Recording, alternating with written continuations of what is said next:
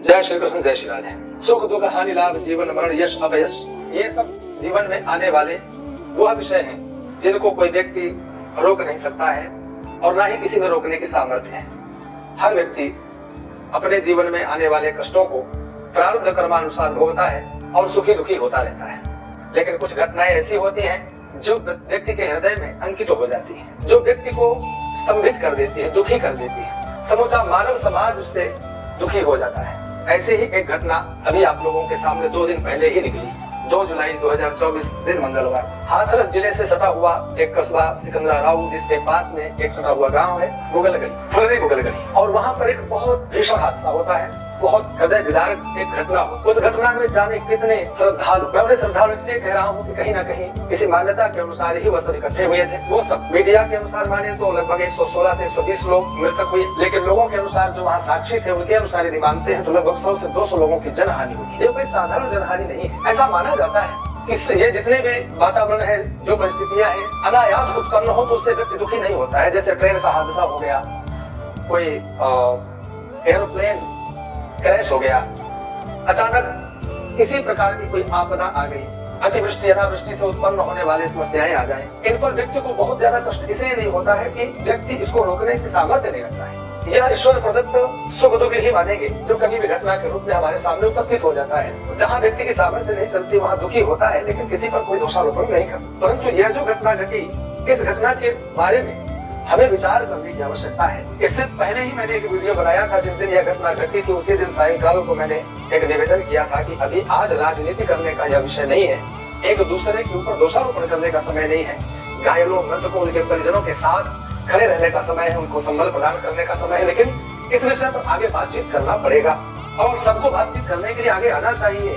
जितने भी विचारक हैं, बुद्धिजीवी हैं, उनको आगे आना चाहिए, इस पर विचार करना चाहिए, सोचना चाहिए कि हमारा यह सनातन धर्म या हमारे सनातन धर्म के मानने वाले या समूचा हिंदू समाज किस ओर अग्रसर हो रहा है, कहाँ जा रहा है, क्या उसकी सोच चल रही, क्या मान्यताएं हैं। बस बिना विचार किए कहीं पर भी चल देना। वर्तमान का वह दृश्य उपस्थित है जिसके बारे में विचार करके भी हृदय उद्वेलित हो जाता है, मन दुखी हो जाता है। हमारे यह ऋषियों का देश है और महर्षियों का यह देश है। इसमें अनेक धर्माचार्य ऐसे ऐसे महापुरुष हुए हैं जिन्होंने अध्ययन करते करते पूरा जीवन लगा दिया है, फिर भी उनके सामने शास्त्र अधूरे ही रह गए, उनका ज्ञान अधूरा ही रह गया। पूरा जीवन निकाल दिया लेकिन वह समूचा ज्ञान हासिल नहीं कर पाए और फिर भी वह समूचे जगत में यह नहीं कह सकते थे कि मैं इस समय संपूर्ण ज्ञानी बन चुका हूँ। परंतु यह विचार करिए कि देखिए इस समय जो कार्यक्रम हो रहा था हाथरस जिले में, इस कार्यक्रम का जो मुख्य व्यक्ति था, जो वक्ता के रूप में मंच पर बैठा हुआ था, उसका क्या स्वरूप था, यह विचारणीय विषय है। लोग अंधे होकर के उसके पीछे क्यों दौड़ रहे हैं। और आज भी मैं उसके मानने वालों की उन बातों को सुना, उससे बहुत मन में दुख हुआ। एक व्यक्ति ने दुराग्रह बना लिया और उस दुराग्रह के वशीभूत होकर के अपना विचार नहीं कर रहा है कि इस मार्ग में चलने से मेरा कल्याण होगा कि नहीं होगा। बस अंधी दौड़ में दौड़ता चला जा रहा है और उसी का यह प्रतिफल है इतना बड़ा हादसा, इतनी बड़ी घटना। इस पर विचार करने की आवश्यकता है। व्यक्ति का नाम क्या है? नारायण साकार हरि अपने आप को कहने वाला व्यक्ति। उसके पूर्व के बैकग्राउंड को जब आप देखेंगे तो पता चलता है कि वह पुलिस विभाग में, उत्तर प्रदेश पुलिस में ही पुलिसकर्मी था, बीआरएस लिया और बाद में धर्म के मार्ग को चुना। लेकिन उसने धर्म का चोला नहीं ओढ़ा, उसी वेशभूषा में रहा, पैंट शर्ट टाई इत्यादि पहन करके ही वह इस प्रकार का पाखंड करने लगा जिसकी सत्यता से कोई भी वाकिफ नहीं था, कोई भी जानने का प्रयत्न भी नहीं किया। बस उसके बताए हुए मार्ग में अंधी दौड़ में दौड़ने लगे, भागने लगे, मानने लगे और वह अपने आप को परमात्मा नारायण भगवान शिव का अवतार अथवा भगवान शिव का स्वरूप ही बताने लगा। माना कि कोई व्यक्ति कभी कोई ऐसा चमत्कार कर दे जो आपके आंखों का विषय हो, उनसे भी ऊपर के उठ करके कोई विषय आ जाए, तो भी क्या वो परमात्मा बन सकता है? क्या वह शंकर भगवान का स्वरूप बन सकता है? क्या भगवान श्री हरि का स्वरूप बन सकता है? क्या कोई चमत्कार करने वाला सीधे भगवान ईश्वर का स्वरूप बन जाएगा?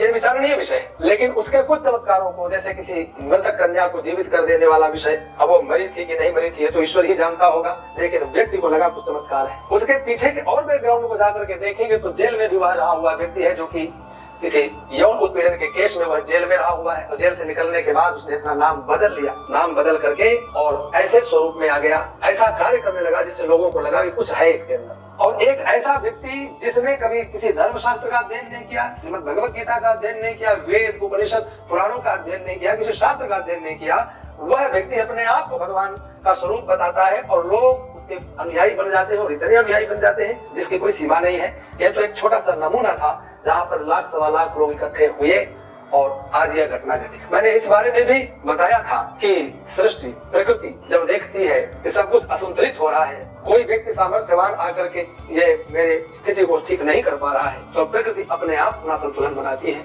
यह प्रकृति संतुलन का ही है नमूना था जिसे हमने देखा। लेकिन इससे हमारे नेत्र खुल जाने चाहिए, इससे हमारा विवेक खुल जाना चाहिए, हमारी बुद्धि से विचार करना चाहिए कि जो कुछ हुआ है इसके पीछे का कारण क्या है और ये घटना ऐसी क्यों घटी। अब कोई आकर के सरकारों पर दोषारोपण करे, कोई आकर के पुलिस कर्मियों पर दोषारोपण करे, तो उस पर भी विचार करना चाहिए कि जिस व्यक्ति ने केवल पुलिस विभाग में प्रशासन को केवल सूचना मात्र दी हो, अपनी सुरक्षा के लिए, वहाँ की व्यवस्थाओं के लिए किसी भी प्रकार से कोई पुलिस की कोई टुकड़ी भी नहीं मांगा हो, किसी प्रकार से सुरक्षा कर्मियों की भी मांग ना की हो, मैं अपने आप में व्यवस्था कर लूंगा, तो उसमें पुलिस के ऊपर दोषारोपण करना तो व्यर्थ की बात है। उसकी एक बहुत बड़ी सेना स्वयं उसने बना रखी थी, कोई एक दो नहीं, हजारों की संख्या में वॉलंटियर उसके हैं जो अलग अलग सेना के नाम से जाने जाते हैं। उसमें स्त्रियां भी हैं जो उसके सुरक्षा कर्मियों में हैं और ऐसे ऐसे लोगों को वह चुनता है जो पहले से रिटायर हो चुके हैं अथवा जो वीआरएस ले चुके हैं। ऐसे ऐसे लोगों को ही अपना वॉलंटियर बना करके उनको वर्दी देता है। अलग अलग उसके वेशभूषा में अलग अलग सुरक्षा कर्मी लगे होते हैं। लेकिन इतनी बड़ी घटना हुई, इस घटना में कोई भी आगे आकर के किसी की जान नहीं बचा सका, किसी की प्राणों की सुरक्षा नहीं कर सका। और अगर उसके अंदर कोई सामर्थ्य होती तो यहाँ थोड़ी सी विचार करने की आवश्यकता है कि यदि वह परमात्मा है, वह ईश्वर है, वह भगवान है, तो कम से कम अपने भक्तों के प्राणों की रक्षा के लिए तो उसे रुकना ही चाहिए। प्राण बचा पाता कि नहीं यह बाद का विषय है, कम से कम उसे वहां रुक करके उन लोगों को ढांढस बनाना चाहिए था, उनके पास में बैठकर सांत्वना देना चाहिए था, उनके दुख में सम्मिलित होना चाहिए था।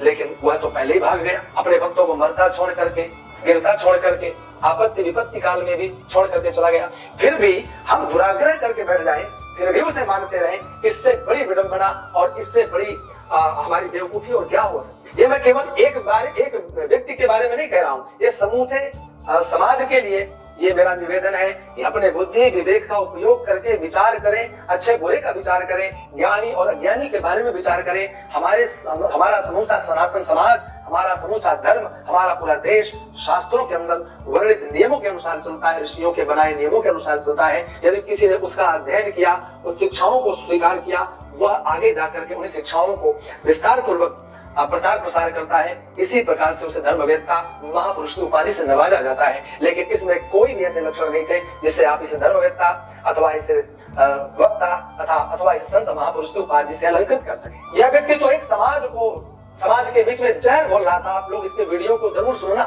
मैंने कुछ अंश सुना है। यह समाज में एक जाति को इस प्रकार के लिए अग्रसर कर रहा था, उत्साहित कर रहा था, जो कि किसी वक्ता को नहीं करना चाहिए। ब्राह्मण क्षत्रिय वैश्य के प्रति उनके अंदर जहर बोल रहा था, बार बार कह रहा था मैं कभी भी प्रलय कर सकता हूँ, सृष्टि का विनाश कर सकता हूँ। ये ब्राह्मण क्षत्रिय वैश्य ये क्या है, मैं इनका भी विनाश कर सकता हूँ। इसकी उन बातों को सुन करके मन में एक विचार उत्पन्न होता है कि ये कोई आज तत्काल में तो पैदा हुआ व्यक्ति नहीं है। इसके विचारों को कहीं ना कहीं कोई ना कोई जानता रहा होगा। मैं तो नहीं जानता था, लेकिन बड़े बड़े महापुरुष और इसके मानने वाले इसके क्षेत्र में अनेक ऐसे लोग रहे होंगे जो इसको जानते रहे होंगे, लेकिन कभी भी इसके बारे में कोई टीका टिप्पणी नहीं हुई। बड़े बड़े राजनेता इसके कदमों में आते थे, चरणों में बैठते थे, इसकी नारायण साकार हरि की जय जयकार करते थे। मैं किसी का नाम नहीं लूंगा, लेकिन तथाकथित बड़े बड़े राजनेता इसके चरणों की धूल रज प्राप्त करते थे और चरण रज प्राप्त करने में यह दुर्घटना हुई है। मैं आप सब लोगों से, सभी सनातनियों से, सभी हिंदू समाज से, सभी धर्म वेत्ता महापुरुषों से, कथा प्रवक्ताओं से, सबसे करबद्ध निवेदन करता हूं कि हम किसी भी छोटी सी छोटी बात को एक दूसरे से साझा कर सकते हैं। और आज मीडिया का युग है, हम लोग आगे बढ़ चढ़ करके अगर कोई किसी भी प्रकार से हमारे धर्म पर उंगली उठाता है या अधर्म पूर्वक मार्ग को अपनाता है, अनीति मार्ग को अपनाता है, तो हम उसके लिए विरोध प्रदर्शन करते हैं, कम से कम सोशल मीडिया में आकर के उसके विषय में कुछ बोलते हैं। आज इस प्रकार का जो यह कार्य हो रहा है, यह किसी जातिगत विद्वेष को उत्पन्न करने वाला यह कार्य था, जिसको ईश्वर ने स्वीकार नहीं किया। ईश्वर ने उसके असली स्वरूप को समाज के सामने रखा है। यह ईश्वर की कृपा ही मानना चाहिए। वर्तमान में ऐसे तथाकथित जाने कितने अपने आप को धर्म का चोला ओढ़ करके और अपने आप को इस प्रकार का स्वरूप बना करके घूम रहे हैं, जो कभी अपने आप को भगवान कहते हैं या उन्हें भगवान मान लेते हैं। ऐसे लोगों का डट कर विरोध करने के लिए सबको आगे आना चाहिए। जय श्री राधे, जय श्री कृष्ण।